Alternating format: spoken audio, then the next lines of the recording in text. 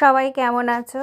আমি কিন্তু আজকে একদম ভালো নেই, বলতে পারো সকাল থেকে মনটা ভীষণ ভারাক্রান্ত। কারণটা হলো, তোমরা হয়তো অনেকেই জানো বা অনেকেই জানো না, আমাদের বাড়িতে কিন্তু কিছু পোষ্য আছে।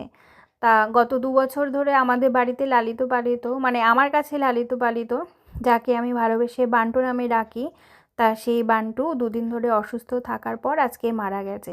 তা ভিডিও শেষে তোমাদেরকে তার ছবিটা আমি দেখিয়ে দেবো, দেখলেই তোমরা বুঝতে পারবে। তা মন ভারাক্রান্ত করে তো লাভ নেই, সারাদিনের কাজকর্ম তো করতেই হবে।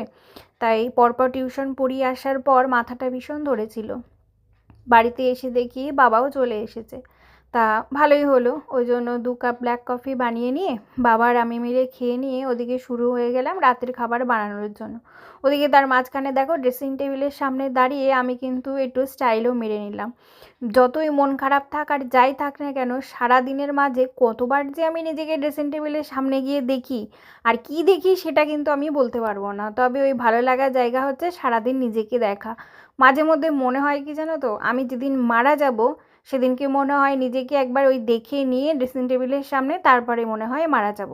তো যাই হোক, এদিকে রাতের খাবার করতে চলে এসেছি। সিটংয়ে গিয়ে জানো তো, ওই কোয়াশের সবজি আমার ভীষণ ভালো লেগেছিলো, তাই সিটং থেকে তো কোয়াশ চুরি করে এনেইছিলাম। তা আজকেও বাজার থেকে কোয়াশ নিয়ে এসেছি। তা রাত্রেবেলা তো ওই কোয়াশের সবজি, ওদিকে বড় মামি দিয়েছিল ঘুগনি, তা সেই দিয়ে রাতের খাবারটা শুরু করলাম। ওদিকে বাবাকে দিয়ে দিলাম।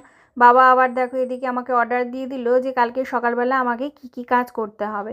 তা সেইগুলো আমি আবার শুনে মাথার মধ্যে ঢুকিয়ে নিলাম। তো যাই হোক, ভালো থেকো।